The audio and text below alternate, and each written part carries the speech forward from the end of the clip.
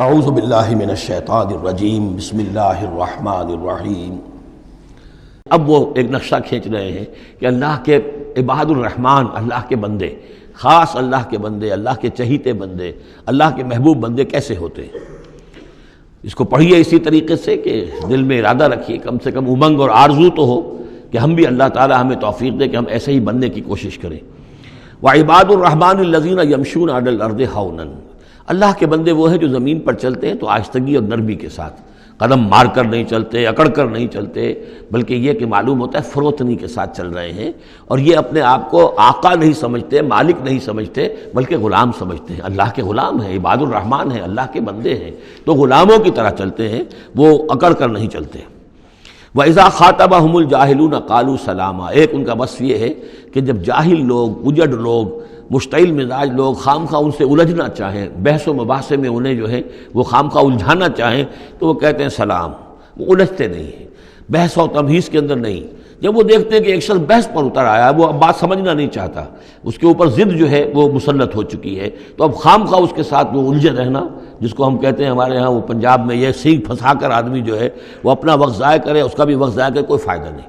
Mature آدمی یہ کہ دیکھے اگر تو واقعی یہ بات سمجھنا چاہ رہا ہے تو سمجھائے، نہیں سمجھنا چاہتا، اس کی اصل میں نیت ہی نہیں ہے، تو پھر خام خواہ اس کے ساتھ الجھنے کا فائدہ نہیں۔ والذین یبیتون لربہم سجدا وقیاما، اور وہ لوگ کہ جو راتیں بسر کرتے ہیں اپنے رب کے لیے سجدے اور قیام میں۔ یہاں وہ بات بہت واضح ہو گئی، جہاں تک 5 فرض نمازیں ہیں وہ تو فرض ہیں، وہ تو تعمیر سیرت کی بنیادیں ہیں، ان کی تو مداومت کرنی ہے۔ والذین یحافظون والذین هم علی صلواتہم یحافظون، لیکن یہ لوگ جو ہیں جن کے دل آشنا ہو گئے ہوں اللہ سے، اگر یہ اللہ کے ساتھ دوستی ہو چکی ہو تو پھر یہ کہ رات کا وقت ہوتا ہے کہ جس میں وہ پھر بندہ اٹھتا ہے، کوئی دیکھ نہیں رہا ہے، لوگ سوئے ہوئے ہیں، کوئی ڈسٹربنس نہیں ہے۔ خیر ہماری تو آج کل شہری زندگی میں راتوں میں بھی ڈسٹربنس رہتی ہے، لیکن یہ کہ عام طور پر بہرحال دن کے مقابلے میں تو ایک سکون کی کیفیت ہوتی ہے۔ اس وقت اپنے رب سے راز و نیاز کی باتیں، کبھی اس کے سامنے کھڑے ہیں، کبھی سر بسجود ہیں۔ والذین یبیتون لربہم سجدا وقیاما والذین یقولون، اور وہ کہتے رہتے ہیں سب کے باوجود، ربنا اصرف عنا عذاب جہنم، اے رب ہمارے عذاب جہنم کو ہم سے پھیر دے، دور کر دے۔ یہ سورہ نور میں بھی ہم نے پڑھا تھا کہ وہ ساری شخصیت جو ہے بیان کرنے کے بعد وہ اس کے بعد بھی لرزاں و ترساں رہتے ہیں۔ یوما تتقلب فیہ القلوب والابصار، ڈرتے رہتے ہیں اس دن کے خیال سے کہ جس میں نگاہیں اور دل الٹ دیے جائیں گے قیامت کے دن سے۔ ان عذابہا کان غراما، یقیناً اس کا عذاب جو ہے وہ چمٹ جانے والی شے ہے۔ انہا ساعت مستقر و مقامہ، پروردگار وہ جگہ جہنم جو ہے یقیناً بہت بری جگہ ہے، مستقل قیام کے لیے بھی اور تھوڑی دیر کے لیے بھی۔ جو میں نے عرض کیا تھا کہ دنیا میں بری سے بری جگہ بھی جو ہے اس میں بھی آپ تھوڑی دیر کے لیے جائیں گے تو ریکریشن ہو جائے گی چینج کی وجہ سے، اور اچھی سے اچھی جگہ جو ہے اس میں بھی مستقل رہنا پڑے تو پھر اس کے اندر کوئی حسن اور کوئی جو ہے دلچسپی باقی نہیں رہے گی۔ تو اس کے بجائے جو جنت کا اور جنت کا تصور دیا جا رہا ہے، جنت اتنی اچھی جگہ ہے کہ مستقل طور پر رہنے کے باوجود اس کی دلچسپیوں میں، اس کی رعنائیوں میں کوئی کمی نہیں ہوگی، اور جہنم اتنی بری جگہ ہے کہ ایک لحظے کے لیے بھی کسی کا قدم وہاں گیا تو وہ اپنی پوری جو ہے سختی اس کے اوپر ظاہر کر دے گی۔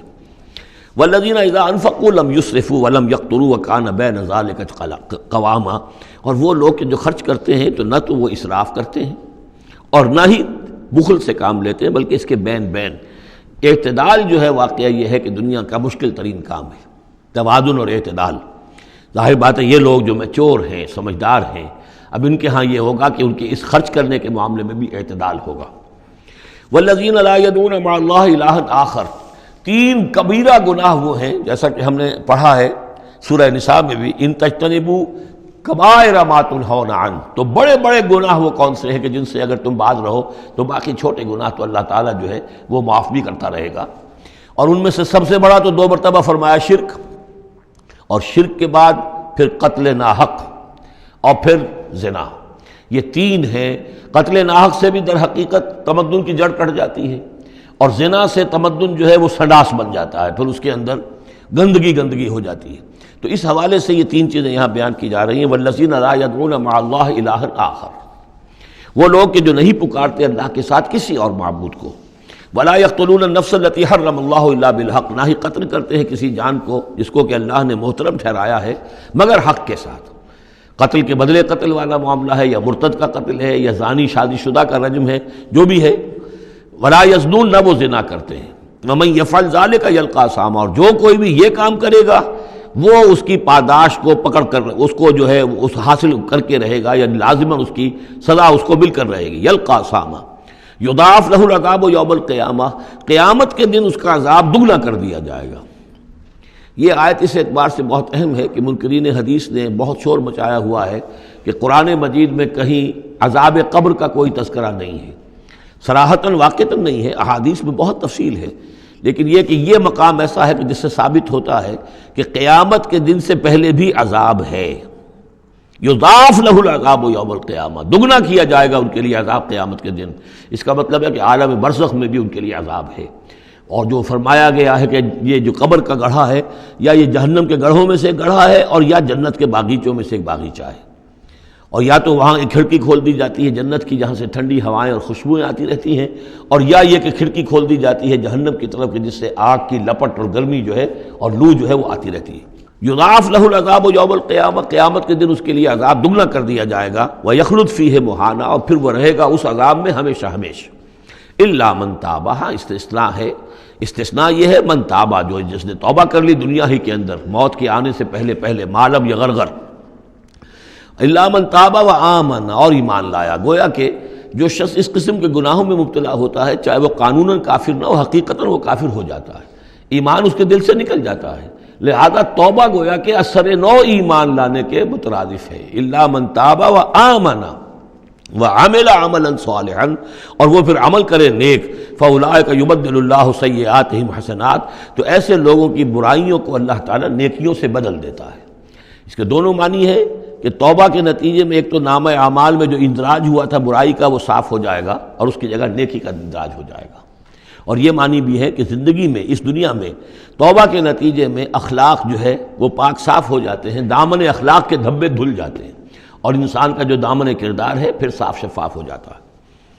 وَكَانَ اللَّهُ غَفُورًا رَحِيمًا، اور اللہ تعالیٰ غفور الرحیم ہے. وَمَن تَابَ وَعَمِلَ صَالِحًا، اب دوبارہ تکرار کی گئی، اور جو توبہ کرے اور پھر نیک عمل کرے فَإِنَّهُ يَتُوبُ إِلَى اللَّهِ مَتَابًا، تو وہ ہے کہ جو توبہ کرتا ہے اللہ کی جناب میں جیسا کہ توبہ کرنے کا حق ہے. توبہ کی تسبیحیں ہو رہی ہوں، استغفار کی تسبیحیں ہو رہی ہوں، اور آیت کریمہ کے ختم ہو رہے ہوں 1.25 لاکھ کا اور لاکھ کا، لیکن حرام خوری جوں کی توں جاری ہو، وہ سارے غلط کام ویسے کہ ویسے جاری ہوں، وہ کوئی توبہ نہیں ہے، اس کا کچھ حاصل نہیں. والذین لا یشهدون الزور، اور وہ لوگ کہ جو جھوٹ کے پر موجود بھی نہیں رہتے. جھوٹ کی گواہی والی بات نہیں ہے یہاں، لیکن جھوٹ کی گواہی تو گویا کہ اس کے اندر خود بخود امپلائڈ ہے، یعنی ان کے اندر صداقت اور حق کے ساتھ اتنی غیرت ہوتی ہے کہ جہاں کوئی جھوٹ کا گزر بھی ہو وہاں وہ اپنی موجودگی بھی پسند نہیں کرتے. جھوٹ کا دھندا ہو رہا ہو، جھوٹ کا کاروبار ہو رہا ہو، جھوٹ بولا جا رہا ہو، یہ وہاں پر ان کی غیرت اور حمیت جو ہے صداقت کے ساتھ اور سچ کے ساتھ وہ اتنی ہے کہ وہ وہاں موجودگی بھی اپنی برداشت نہیں کرتے. وَإِذَا مَرُّوا بِاللَّغْوِ مَرُّوا كِرَامًا، اسی طریقے سے جب وہ کسی لغو کام کے پاس سے گزرتے ہیں تو اپنے دامن کو بچا کر گزر جاتے ہیں. دیکھیے وہاں بھی تھا سورہ مومنین کو شروع کی آیات میں وَالَّذِينَ هُمْ عَنِ اللَّغْوِ مُعْرِضُونَ، کہ جو لغو سے اعراض کرتے ہیں.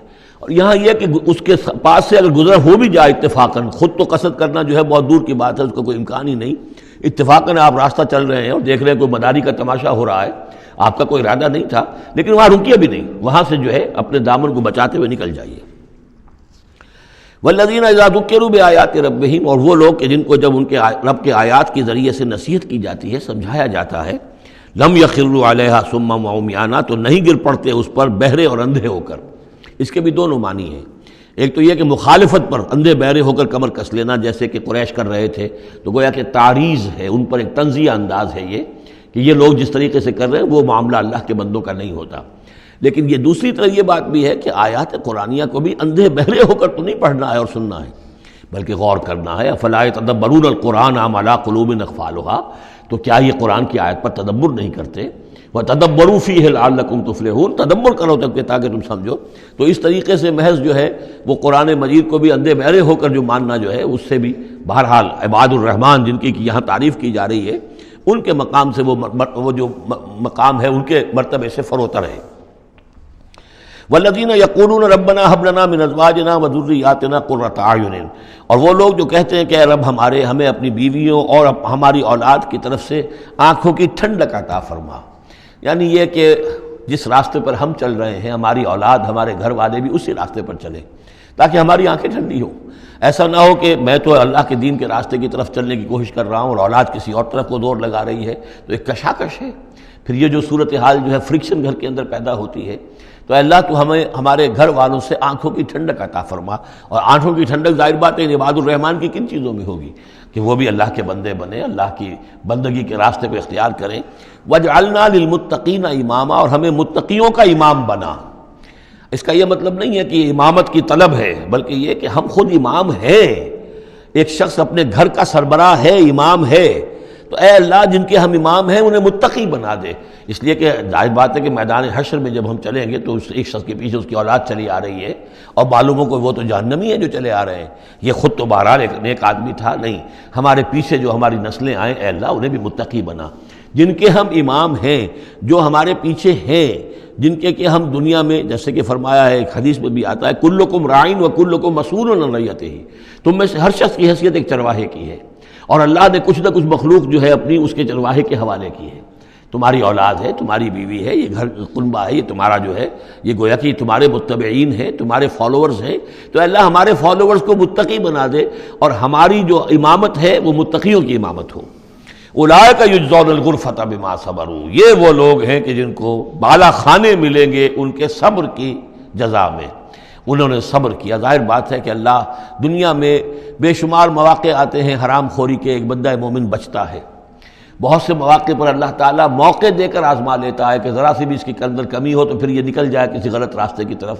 انسان جو ہے صبر کرتا ہے، جذبات کو روکتا ہے، اپنی خواہشات کو روکتا ہے، شہوات کو تھامتا ہے، ان تمام چیزوں کو سنبھال کر یہ سب گویا کہ پوری زندگی صبر ہے۔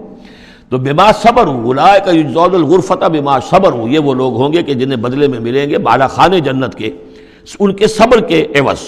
وَيُلَقَّوْنَ فِيهَا، ان کا استقبال کیا جائے گا وہاں جنت میں، ان بالا خانوں میں، تحیۃ و سلاما، سلام کے ساتھ اور دعاؤں کے ساتھ۔ خالدین فیہا، وہ رہیں گے اس میں ہمیشہ ہمیشہ۔ حسنت مستقرا و مقاما، بہت ہی عمدہ ہے وہ جگہ، مستقر کے طور پر بھی، مستقل قیام گاہ کے طور پر بھی، اور مقامہ تھوڑی دیر کے لیے بھی۔ تو یہ گویا کنٹراسٹ ہے۔ جہنم کو فرمایا ساعت مستقرا و مقاما، اور جنت حسنت مستقرا و مقاما۔ قل ما یعبأ بکم ربی، اے نبی ان سے کہہ دیجئے میرے رب کو تمہاری کوئی پرواہ نہیں ہے، یہ نہ سمجھو کہ میں تمہارے پیچھے اپنے آپ کو ہلکان کر رہا ہوں، تو میرے رب کو کوئی تمہاری ضرورت ہے؟ میری یا میرے رب کی کوئی ضرورت اٹکی ہوئی ہے تمہارے بغیر، وہ بات پوری نہیں ہوگی؟ یہ چھپر تم ہی اٹھاؤ گے تو اٹھے گا ورنہ اٹھ نہیں سکتا، یہ نہ سمجھو۔ قل ما یعبأ بکم ربی لولا دعاؤکم، اگر نہ ہوتا تمہیں پکارنا۔ اللہ نے یہ بات اپنے ذمے لی ہوئی ہے کہ تمہیں خبردار کر دیا جائے۔ اللہ تعالیٰ وما کنا معذبین حتی نبعث رسولا، ہم عذاب نہیں بھیجتے رہے جب تک کہ رسول کو نہ بھیج دیں، اس لیے مجھے بھیج دیا ہے، میں لگا ہوا ہوں اس کے حکم سے، میں تمہاری گلیوں میں بھی تمہیں سنا رہا ہوں، تمہارے گھروں میں جا کر تم سے بات کر رہا ہوں، اکیلے اکیلے بھی بات کر رہا ہوں، ڈنکے کی چوٹ بھی کر رہا ہوں، لیکن یہ نہ سمجھو کہ کوئی اس میں میری غرض ہے یا میرے رب کی کوئی ضرورت ہے۔ قل ما یعبأ بکم ربی، میرے رب کو تمہاری پرہکا کے برابر کوئی وقت تمہاری نہیں ہے ان کے نزدیک، لولا دعاؤکم، اگر نہ ہوتا تمہارا پکارنا۔ فقط کذبتم، تو دیکھو تم نے جھٹلا دیا ہے، فسوف یکون لزاما، اب عنقریب یہ تمہارے ساتھ چمٹ کر رہے گا، یعنی یہ کہ اس کا جو عذاب ہے، اس کی جو پاداش ہے وہ تمہیں مل کر رہے گی۔ صدق اللہ العظیم۔